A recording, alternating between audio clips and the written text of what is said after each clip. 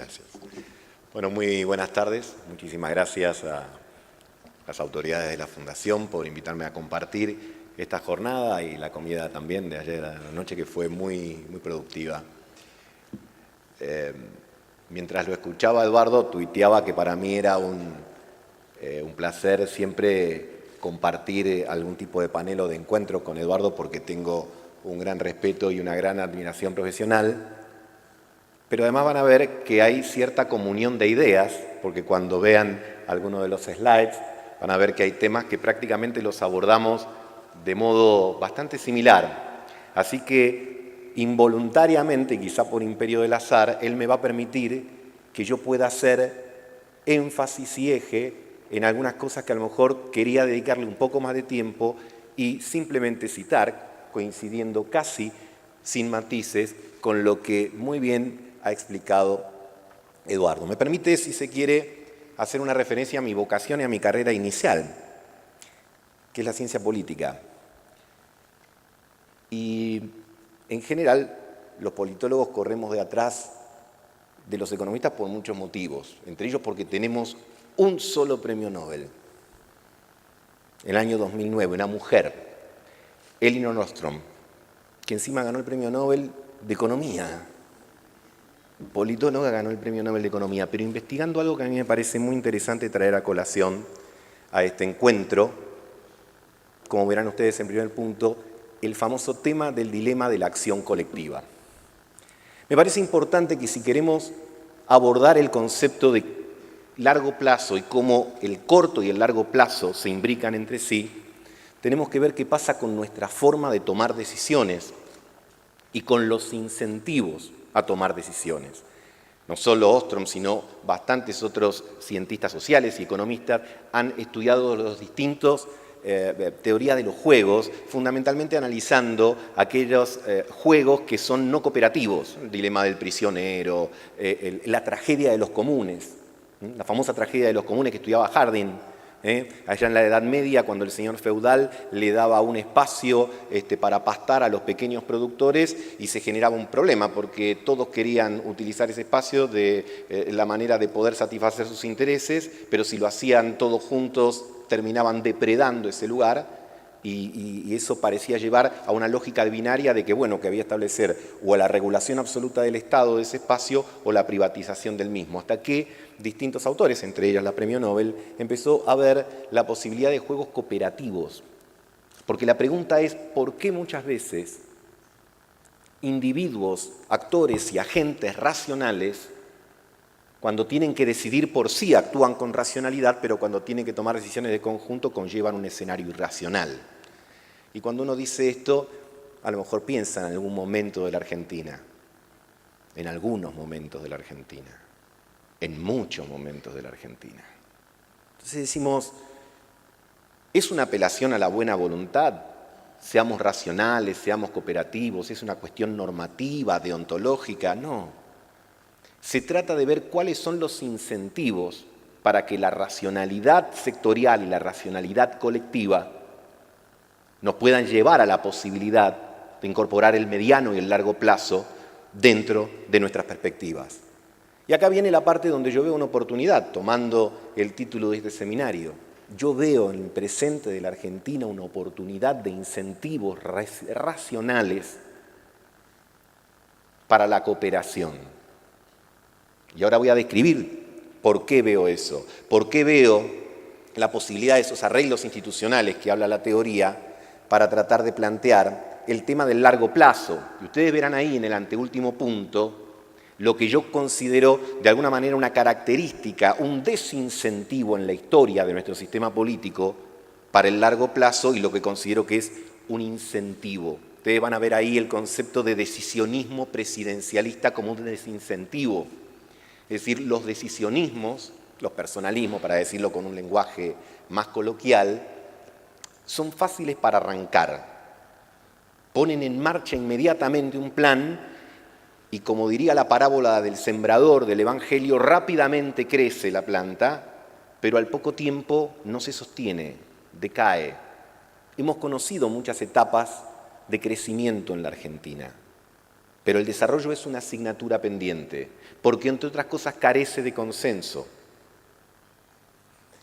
Claro, los sistemas presidencialistas tienen la tendencia a ver la institución presidencial como el toma todo. El que ganó la presidencia ganó todo, y el que no ganó la presidencia se queda con poco o se queda con nada.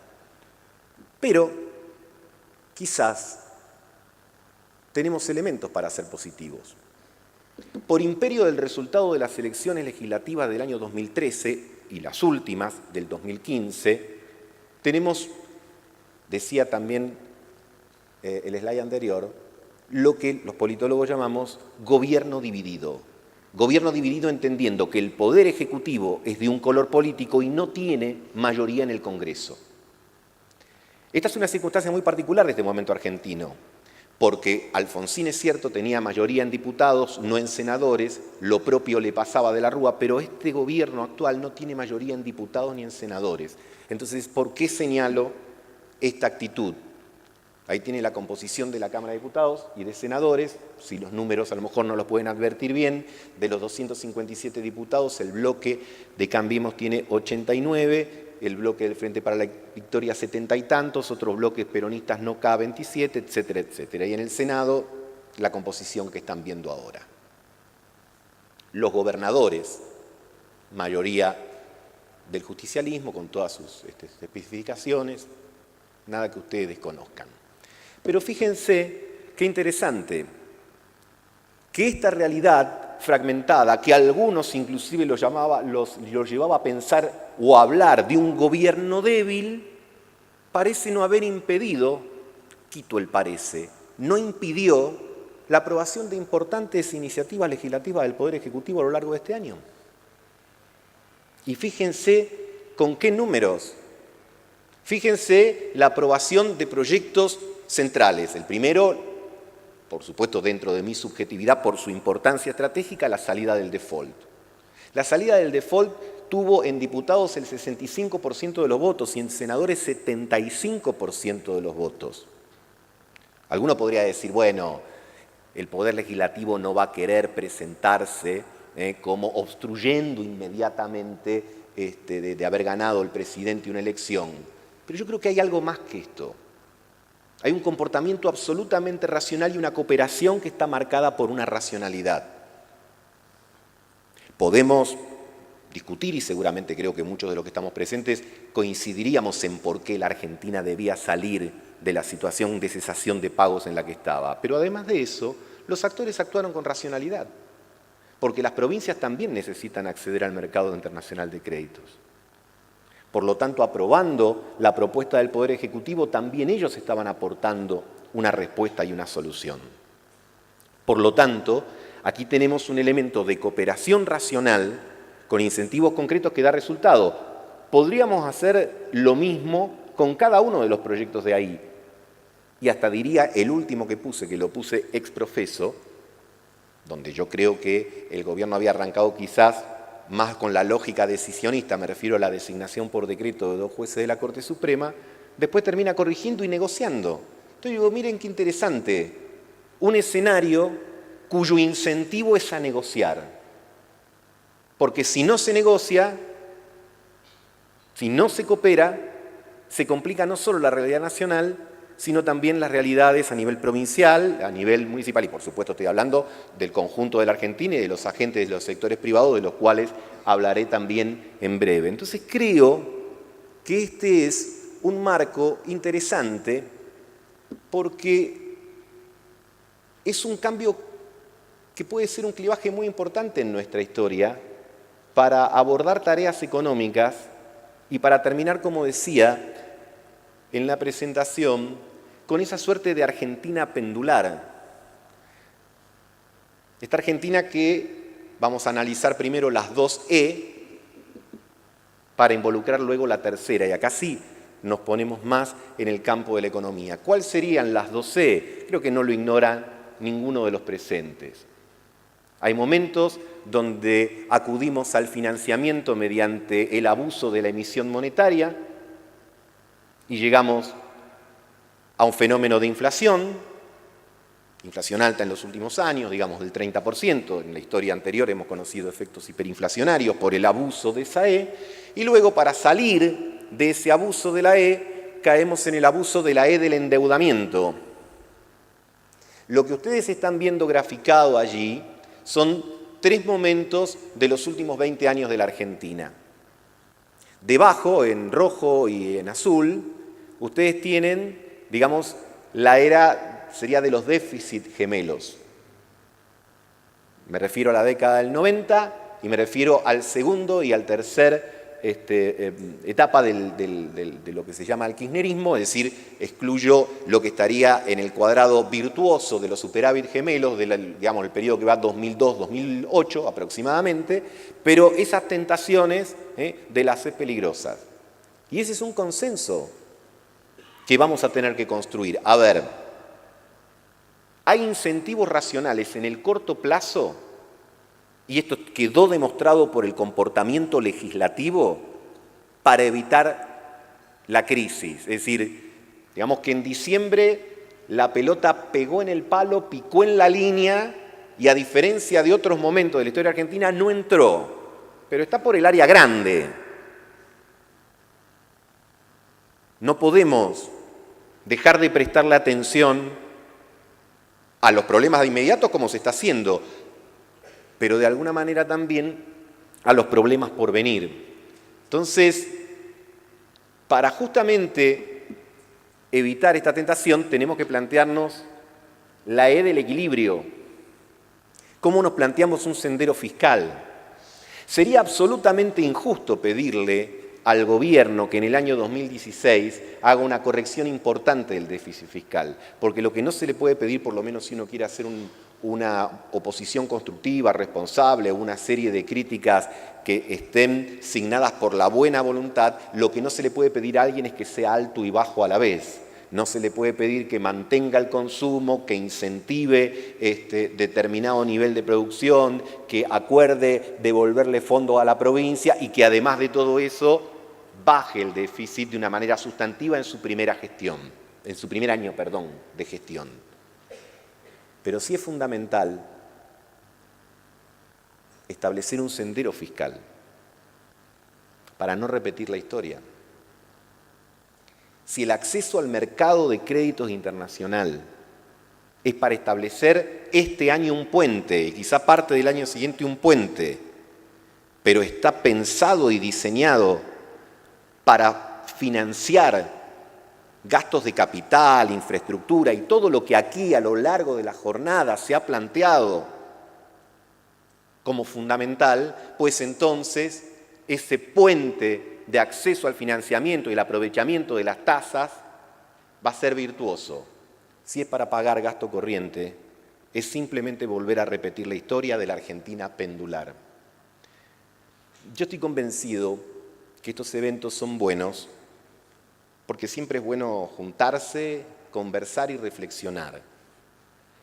A veces sí creo que decimos, bueno, tenemos que pensar y repensar la Argentina, etc. Yo tengo un punto de vista que es eso, es la vista de un solo punto. Yo creo que nuestro país está sobrepensado y subgestionado, y también sugestionado, si quieren. Sáquenle la B. El budín de pan, el agujero del mate, está inventado. No creo ser demasiado original hablándole de estas 2C y de la necesidad del equilibrio, etc. El tema es hacerlo. Yo dije, comienzo y terminaré señalando optimismo respecto al presente de la Argentina como condición de incentivos racionales. Pero ojo, así como a lo largo de estos meses los actores han demostrado racionalidad de corto plazo, ahora hay que demostrar una racionalidad de largo plazo, porque si no estaríamos construyendo una gobernabilidad que nos saldría carísima. Si la idea es patear siempre para adelante, si nos va a ganar siempre la agenda de corto plazo, entonces, dentro de 39 años, cuando tengan la gentileza de invitarnos tanto Eduardo a mí, al seminario del 78 aniversario de la Fundación Mediterránea, volveremos a comentar exactamente los mismos problemas. Y yo creo que eso es justamente el desafío que no tenemos que repetir. Y creo que están dadas esas condiciones, por muchos motivos. ¿Por qué? Tenemos un desincentivo institucional grande para el largo plazo. Y espero que se entienda bien lo que voy a decir. Votar cada 2 años es un problema. Que nadie tome como título que estoy sugiriendo eliminar elecciones o no votar o eliminar las elecciones de medio término. Pero digo, te pone bajo un cortoplacismo permanente. La noche de una elección donde un candidato es elegido diputado y está en un atril parecido a este dando una conferencia de prensa, lo primero que le preguntan es, ¿usted va a ser gobernador ahora en la elección que viene? ¿Usted va a ser presidente? ¿Usted va a hacer tal cosa? ¿Usted va a hacer tal otra? La campaña permanente probablemente es un desincentivo. Pero sin embargo, en esta coyuntura histórica, suponiendo que el año que viene, la posibilidad está por supuesto, el oficialismo haga una buena elección, una muy buena elección, sin embargo, la conformación del Senado no va a pasar de 15 a 40 porque naturalmente se renueva por tercios y es bastante improbable, casi diría matemáticamente no posible, que pase el bloque de Cambiemos de 88 diputados a 129. Por lo tanto, vamos a seguir teniendo un Congreso que va a necesitar de acuerdos. Y yo creo que eso es algo que naturalmente tenemos que tener presentes. De algunas de estas cuestiones que están aquí, y de algunas que vendrán, ha hablado Eduardo y yo por eso voy a saltear, pero permítanme volver al concepto y a mi condición original de politólogo.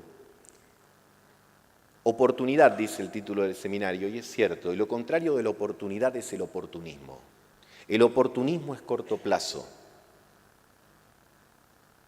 El oportunismo es lo típico de pan para hoy, hambre para mañana. Y si me permiten hacer una cita de la carrera, porque finalmente me hicieron estudiar a Aristóteles y siempre queda bien citar un clásico en un evento, Aristóteles decía que la política es la ética de la oportunidad, no del oportunismo.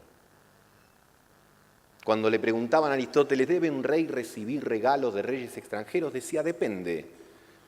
Depende si eso es conveniente a la polis. La ética del dirigente político es justamente pensar en la oportunidad del conjunto. Y además, ese depende aristotélico, acá lo ligo con lo que decía Eduardo, lo que marca es una flexibilidad. Platón hubiese respondido, nunca debe hacer, es decir, un idealista, un utópico, jamás. El pensamiento hermético, cerrado. Y yo creo que nosotros tenemos que desarrollar un pensamiento que sea abierto, como diría Popper, y que sea biodegradable. Necesitamos un pensamiento biodegradable, un pensamiento que pueda ser ecológico también. Voy a volver a ese tema. Esto de los ingresos medios es lo que ha explicado profesionalmente mucho mejor de lo que podría hacer yo. Eduardo, tengo una coincidencia plena con lo que han dicho e insisto, me permite avanzar más rápidamente. Ahora, un tema que me parece que es un punto de atención, ¿no? La estructura productiva argentina y el empleo. Ustedes tienen ahí, en esos dos gráficos, el empleo, digamos, agrupado en servicios, industria y otros, servicios el 66%, y luego ese 66% de servicios dividido por subtema. Digo, el tema de la industria no me parece un tema menor. 1 de cada 5 empleos del sector privado es empleo industrial. Hay que cuidarlo, hay que contemplarlo, hay que interpretar las velocidades. Si hay algo que comparto sustancialmente con lo que ha observado Eduardo, es que tenemos que ser flexibles. Nosotros, y ya van a ver que por ahí, yo también hablo de eso que habló él, de los tigres, de las gacelas, de los canguros, Digo, y nosotros tenemos como en nuestro parque temático ecológico, tenemos de esos, de los tres, y tenemos que cuidar. Y tenemos que plantear un escenario que vea, por supuesto, las posibilidades que están expresadas allí en los triángulos verdes, pero también tenemos que pensar en los desafíos y en las amenazas que vemos en el triángulo rojo. Y como aquí se han hablado de algunos temas, y a lo largo del día, inclusive en la comida de ayer a la noche, salió el famoso tema de la competitividad sistémica, cosa que por supuesto yo comparto, permítame poner un asterisco, un concepto a pie de página. Estoy de acuerdo con la competitividad sistémica, pero el atraso de tipo de cambio no es un tema menor, al que yo creo que hay que prestarle atención. Por supuesto que lo que aquí se ha llamado el impuesto a la distancia, los temas logísticos, la infraestructura, son fundamentales. Pero también creo que entre las cosas que hay que hacer de la política es regular los tiempos y las velocidades, y yo diría que hay un elemento que tenemos que observar, que es que la combinación de un tipo de cambio, casi digo bajo, con una estructura abierta, en una sociedad que tiene 20% de empleo privado, industrial, es un riesgo y una amenaza que tenemos que tener presentes, que, insisto, no entra en colisión con el concepto de competitividad sistémica, pero que me parece que hay que mirar porque la política se construye, como se dice habitualmente, el papel lo resiste todo. Esto también es otra cita. Pero hay una carta famosa de Catalina la Grande a Diderot, uno de los autores de la enciclopedia, que le había hecho una serie de propuestas muy interesantes, y Catalina le responde, usted escribe sobre el papel que todo lo soporta, dice, pero yo tengo que gobernar sobre la piel de los seres humanos, que es mucho más sensible. Por lo tanto, déjeme a mí graduar las cosas. Entonces yo creo que es importante tener en cuenta el tema del tipo de cambio, y después una cuestión que me parece esencial, que es el tema del crédito, el tema del financiamiento y el rol de la banca pública al respecto. En estos meses, por imperio de la decisión de la autoridad monetaria y obviamente con el propósito compartido que tenemos todos, que es el de bajar la inflación, porque indudablemente la Argentina no puede seguir conviviendo con los niveles de inflación que coexisten, y sobre el que afortunadamente se empiezan a ver resultados, pero tenemos el tema del financiamiento productivo. Y para ese sector industrial, el financiamiento es fundamental. Y para eso vamos a tener que, para ver cómo integramos la cadena de valor, cómo las pymes trabajan con los medianos y los grandes, etcétera, no podemos subalternizar el capítulo del crédito y el crédito subsidiado también. Así que me parece fundamental tener en cuenta algunos de estos elementos para justamente ver de qué manera local, de qué manera propia vamos tratando de superar esa trampa de los países con salarios medios, porque también sabemos otra cosa, que la alternativa de devaluar para bajar salarios no tiene sustento social en la Argentina ni político, no es el camino. Así que vamos a tener que esforzarnos mucho, como decía Eduardo, en ser originales. Y alguno estará escuchando con mentalidad de economista de otra profesión, y también, ya que estoy refranero, diría, bueno, frente al escepticismo de la inteligencia hay que plantear el optimismo de la voluntad, porque hay cosas que muchas veces no se pueden, cuando uno las analiza dice, esto no es posible, esto no tiene... Bueno, justamente esa es la tarea, no solo de la política, me refiero como políticos profesionales, sino también de la dirigencia en su conjunto. En cuanto al tema de patrones de desarrollo, esto es algo sobre también lo que se ha explicado, lo que ustedes tienen allí de alguna manera es el posicionamiento de la Argentina de acuerdo a dos variables que son importantes, que tienen que ver, digamos, al nivel de innovación, es decir, la cantidad de patentes, y en cuanto al tema de la complejidad de nuestros sectores productivos, y ahí coincido, nosotros tenemos un complejo agroalimentario, digamos que no está todavía al nivel de lo que sería la derecha de ustedes, es decir, de países como Australia, Nueva Zelanda, lo que ha comentado Eduardo, pero indudablemente ahí tenemos bastante por desarrollar, y también tenemos innovadores industriales y un sector, digamos, que de investigación y de tecnología, y ayer se comentaba también, y en otros espacios también se ha comentado, que cuando tuvieron condiciones propicias pudieron desarrollarse de manera muy importante la industria del software, todo lo que tiene que ver con investigación aplicada por parte del Estado Nacional, etc.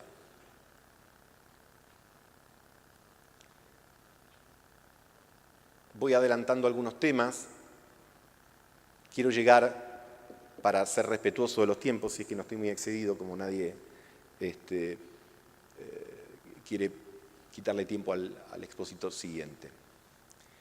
Y hacer una suerte de conclusión que también tiene que ver con la cuestión del proceso de toma de decisiones y del contexto político. Yo digo, la mutación del siglo XX al siglo XXI tiene que ver con el cambio de las tradiciones partidarias al de coaliciones políticas. Y la coalición política me parece que no es una coalición como entendíamos antes eran las coaliciones, donde distintos partidos se unían y cada uno seguía manteniendo su identidad. Yo prefiero hablar de coaliciones transgénicas. Cambiemos, si me permiten, es una coalición transgénica. Tiene desde su origen, no solo desde ahora, radicales, peronistas, gente que viene de una tradición de no involucramiento en el ámbito político, viene otros que tienen más tradición en experiencias liberales, de centro o de centro derecha, o como quieran denominarlos. Y ha logrado algo que es notable desde el punto de vista del sistema político. Una fuerza de una escasa década de vida le ganó al peronismo. Aliado con el radicalismo, pero en un rol, si me permiten, y no quiero ser ofensivo con esto, donde el radicalismo juega un rol más subalterno, es decir, el rol más predominante lo tiene el PRO. Y yo creo que la Argentina va camino justamente a ser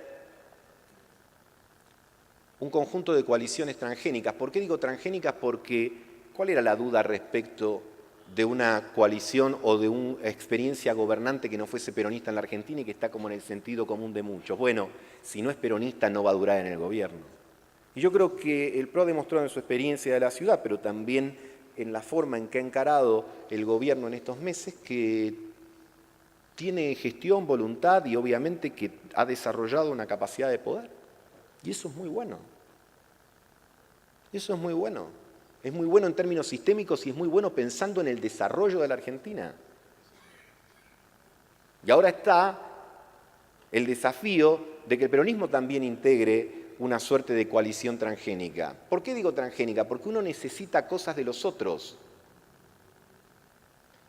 Así como en el caso de la fuerza no peronista necesitaban de ese gen de acción, de la generación, del hacer, de la voluntad de poder, bueno, el peronismo también necesita algunos genes en cuanto a algunos temas republicanos, autocontroles, límites, etcétera, que probablemente se lo puedan aportar otros que provengan de otras fuerzas políticas que tengan esas culturas.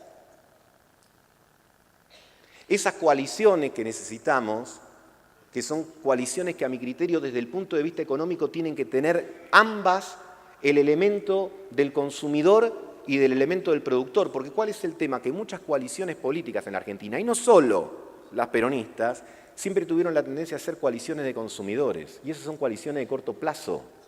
En búsqueda de la legitimidad electoral y de la ganancia de la próxima elección, caes en las típicas políticas de, por ejemplo, atrasar el tipo de cambio para tener una estabilidad ficticia que te permita un rédito del consumo electoral para ganar la elección, para después ganar la próxima elección igual. Nos sorprenderíamos si viésemos, o se sorprenderían algunos de los protagonistas, si viesen la coincidencia que hay a lo largo de la historia económica argentina entre ministros de economía de gobiernos militares, de gobiernos radicales y de gobiernos peronistas que terminaron aplicando las mismas políticas de ancla cambiaria para obtener estabilidad. Entonces, me parece que hay etiquetas que ya no nos cuentan más lo que tiene la botella de adentro, que hay que hacer nuevas etiquetas que reflejen lo que tienen los contenidos, pero estas coaliciones necesariamente tienen que ser coaliciones que contribuyan a una gobernabilidad a partir de la concepción de largo plazo. Tenemos muchos elementos en nuestra historia reciente que nos demuestran los graves riesgos de no hacer eso. La política corta lleva al 2001 y al que se vayan todos, y una implosión del sistema. Por lo tanto, tenemos que construir una nueva legitimidad, pero ese tenemos, insisto, y con esto concluyo, no es un tenemos solamente voluntarista, porque la política no es una cosa de almas bellas. No alcanza, con lo que dicen algunos, tener razón. Se trata de actuar racionalmente de manera colectiva, y yo creo, insisto, que esas coaliciones tienen que ser coaliciones que tiendan a la moderación. Pero cuando hablo de la moderación, no me refiero solamente a buenos modales, que ayudan. Me refiero a la moderación de expectativas, y esto es algo de lo que también, de alguna manera, habló Eduardo, por eso entiendo yo al menos que son presentaciones complementarias. Me parece que estas coaliciones de carácter moderado, que además también tienen que extender otro tipo de acuerdos de naturaleza social, con sectores del mundo productivo y del mundo salarial, del mundo del trabajo, perdón, son indispensables y que tienen que estar enmarcadas dentro de un mínimo común denominador que seguramente contendrá muchos elementos, pero que quiero hacer hincapié importante. En el tema fiscal tiene que haber un acuerdo fundamental de mediano y de largo plazo en la Argentina. Me parece que ahí tenemos un marco. Ahí tenemos la delimitación del campo de juego de estos equipos de fútbol, de estas dos coaliciones, que naturalmente son adversarias y tendrán puntos de vista y debatirán, pero necesitan un terreno, un marco de juego, un campo, un límite, jueces de línea y un referee.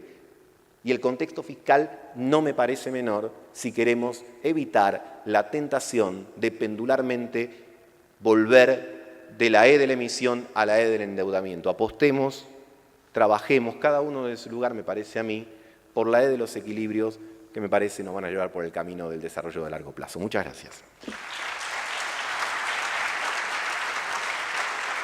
Agradecemos el panel denominado Economía Argentina a Largo Plazo a Gustavo Marangoni y Eduardo Levi. Llamamos a José Franco y Hernán de Goñi para hacer entrega del recuerdo por el 39º aniversario de Fundación Mediterránea. Les recordamos, mientras suben al escenario, que en estos momentos en las redes sociales, el hashtag Fundación Mediterránea, también Argentina ante una nueva oportunidad, ocupa un lugar muy importante en las redes sociales y en los principales portales del país se está hablando de esta gran jornada aquí en Córdoba con respecto a la economía, a pensar la Argentina y reflexionar sobre esta Argentina ante una nueva oportunidad. Fuerte el aplauso para los expositores de este cuarto panel. A continuación, ingresamos al anteúltimo panel de la tarde denominado Argentina.